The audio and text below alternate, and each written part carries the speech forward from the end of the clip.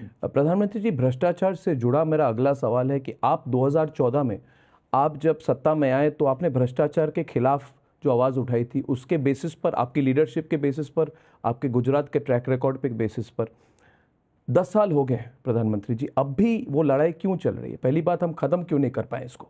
दूसरी बात है कि विपक्ष कहती है कि आईसीई, इनकम टैक्स, सीबीआई और ईडी, इनका दुरुपयोग किया जा रहा है और वो कहते हैं कि क्या ये संभव है कि सिर्फ हमारे ही नेता भ्रष्ट हैं? क्या बीजेपी के कोई नेता भ्रष्ट नहीं है? बीजेपी की कर सरकार में भ्रष्टाचार नहीं हो रही है?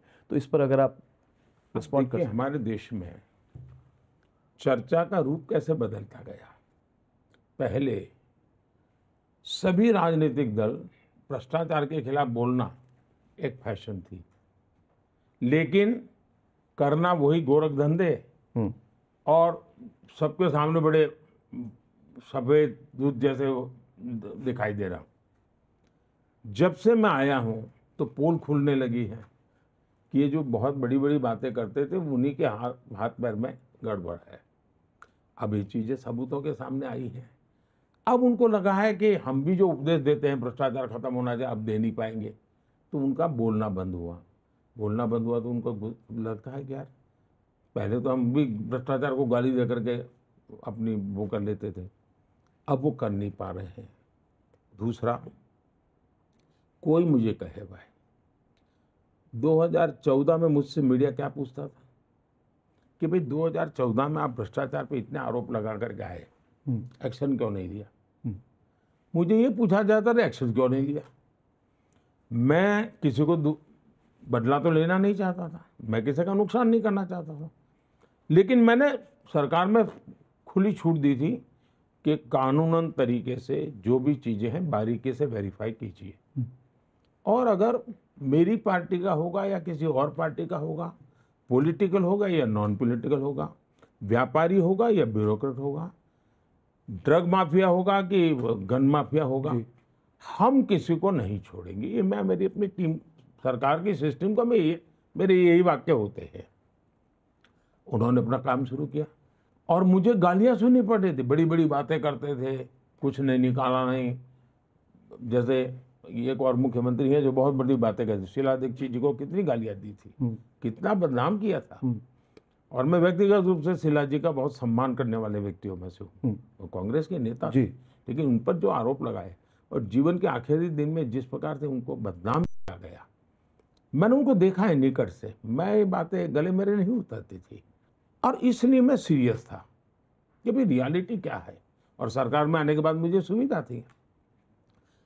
हम धीरे धीरे धीरे करते करते करते करते देखे तो 17 में, 18, 19 बाद में धीरे धीरे करके चीजें, अब जब 1.25 लाख करोड़ रुपया दिखता है आपको अटैच, आपको कैश के ढेर दिखते हैं, उसके बाद आप कैसे कह सकते हो कि ईडी सीबीआई गलत कर रही है? मान लीजिए पुलिस वाले ने किसी को खून से रंगे हुए चाकू के साथ पकड़ा, फिर आप कहेंगे कि ये पुलिस गलत है, गलत आदमी को पकड़ा है, कैसे गले उतरेगा जी? देश देख रहा है जी। और इसलिए मैं मानता हूं, दूसरा मेरा अपना ट्रैक रिकॉर्ड जी, इतने साल में रहा। आपको याद हो मेरे यहाँ अमर सिंह चौधरी लीडर तो अपोजिशन थे, जी। उनका ऑफिशियल बयान था कि भाई मोदी जी पर हम बाकी सब करेंगे, लेकिन हम उन पर भ्रष्टाचार का कोई आरोप नहीं लगा सकते। ये लीडर तो अपोजिशन का, और वो एक बार मुख्यमंत्री रह चुके व्यक्ति थे, वो सामान्य व्यक्ति नहीं थे। उन्होंने ये कहा था कि भाई मोदी जी पर ऐसी बात नहीं कर सकते, उनकी सरकार पर भी नहीं कर सकते, ये उनका बयान था।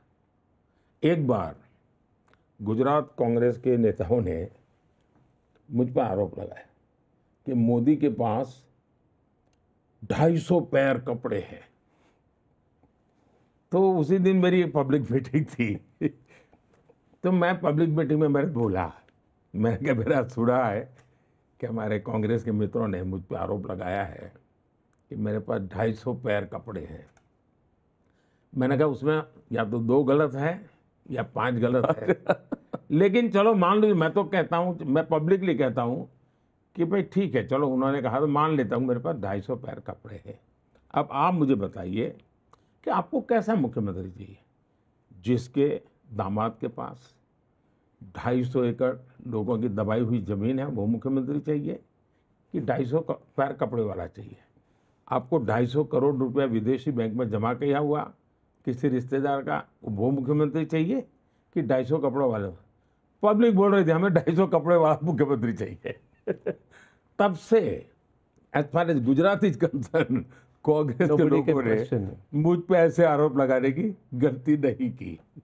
तो तीसरे कार्यकाल में ये भ्रष्ट जो हैं, जिन पर कार्रवाई चल रही है और जो है अभी भी, जिन पर हुई नहीं है, उनके लिए क्या मैसेज है आपका? ऐसा है, मेरा मैसेज, मेरी सरकार का एक विजन स्टेटमेंट होता है। मेरा मैसेज मेरे व्यक्तिगत वैल्यूज से जुड़ा होता है। मेरा मैसेज मेरे कमिटमेंट से जुड़ा होता है। और इन तीनों विषय में मेरा एक कमिटमेंट है कि मेरे देश में ये बेईमानी का खेल बंद होना चाहिए। देश को आगे बढ़ना है तो, और आज आपको संतोषजनक जिंदगी जीने के लिए ये चोरी लूट करने की जरूरत नहीं है जी। अब देखिए काला बाजारी धीरे धीरे वो विषय खत्म हो रहा है। इरेलेवेंट हो रही जी। लगभग, वरना आज से 20 साल पहले 15 साल पहले काला बाजारी आती थी। जी जी जी। अब बहुत रेयर केस में कभी काला बाजारी की बात आती है। जैसे काला बाजारी की दुनिया से हम मुक्त हो रहे हैं, वैसे ही भ्रष्टाचार से मुक्त हो सकते हैं, ये मेरा विश्वास है। तो मैं न्यायाधीश तो हूं नहीं, मैं सजा नहीं दे सकता हूं, नहीं मैं पुलिस वाला हूं कि मैं अरेस्ट कर सकता हूं। मैं सरकार को सूचना दे सकता हूं कि मेरी सरकार है, उसका करप्शन के विषय में जीरो टॉलरेंस है। Zero compromise. Zero tolerance. Compromise का तो सवाल नहीं उठता। मेरे दरवाजे पर दस्तक नहीं दे सकता है कोई कॉम्प्रोमाइज के लिए। लेकिन एक तो पहलू ये हो गया, लेकिन दूसरा आपको मेहनत करके सॉल्यूशन भी देने पड़ते हैं। जी जी जी। सिर्फ मैं उपदेश दूं और डंडा चलाते रहे लोग, हमारी सरकार वाले, इससे नहीं चलता है। जैसे हमने डायरेक्ट बेनिफिट ट्रांसफर करीब 35-40 लाख करोड़ रुपया डायरेक्ट बेनिफिट ट्रांसफर में गया। अब ये 35-40 लाख करोड़ रुपया, अगर राजीव गांधी ने जो कहा था 1 रुपया जाता है 15 पैसे पहुंचता है, तो 40 लाख करोड़ का क्या हुआ होता भाई? शायद 30 करोड़ तो निकल नमक जितना भी नहीं पहुंचा होता। आज वो पूरा का पूरा पहुंच, 1 रुपया निकलता है 100 पैसा पहुंचता है। लेकिन रातों रात नहीं हुआ है जी। मुझे जनधन अकाउंट खोलने के लिए मैं हर दूसरे दिन बैंकों के साथ वीडियो कॉन्फ्रेंस करता था, मेरे अफसरों की मीटिंग करता था कि गरीब का बैंक अकाउंट खुला के नहीं। फिर आधार भी देखिए इतनी पवित्र चीज, और सभी सरकारों ने कैसे उसके साथ जुड़ी हुई थी। लेकिन जब मेरी सरकार आगे बढ़ने लगी, सुप्रीम कोर्ट में ऐसे अड़ंगे डाले, भांति भांति उन्हीं लोगों ने डाले, पॉलिटिकल पार्टी के लोगों ने डाले। फिर मोबाइल डिजिटल इंडिया मेरी मूवमेंट, तो आधार, मोबाइल और जनधन अकाउंट, ये ऐसे ट्रेनिंग, और ये मेरे मन में डिजाइन क्लियर थी, कोई बाद में नहीं आई। उसका आज परिणाम है कि ट्रांसपेरेंसी आई। उसी प्रकार आप देखिए गरीब आदमी भी आज, रेडी पट्टी वाला भी QR कोड रखता है। इवन मंदिरों में भी QR कोड मिलेगा। मतलब फॉर्मल इकोनॉमी बढ़ रही है जी।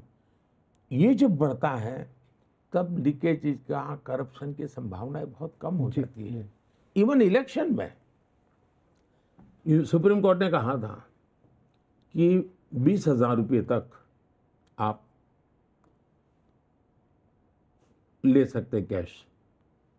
मैंने कानून बनाकर इसको शायद 2,500 कर दिया, 2,000-2,500 कर दिया। क्यों भी कैश मैंने कम किया।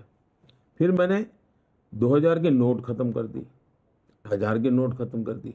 ये क्यों किया कि जो नोटों के बंडलों का खेल चल रहा है वो मुझे बंद करना है। यानी एक के बाद एक मैं कदम भी ले रहा हूं पॉजिटिवली। तीसरा विषय है जैम पोर्टल मेरा गवर्नमेंट का। गवर्नमेंट को लाखों रुपए की चीज़ें खरीदनी पड़ती है, लाखों करोड़ की खरीदनी पड़ती है, वो अब जैम पोर्टल पे है। गरीब से गरीब आदमी अपनी एक चीज़ सरकार को भेज सकता है जी। कोई टेंडर की ये ओपन है, सब चीज़ें ओपन है, सारे चीज़ें ऑनलाइन ऑक्शन होने लगी। तो ट्रांसपेरेंसी इतनी आई है, तो सरकार ने भी पॉजिटिव चीज़ों पर जितना ज़्यादा बल मिले दे सकते हैं, देना चाहिए। तो हम दोनों तरफ काम कर रहे हैं। जी जी जी जी।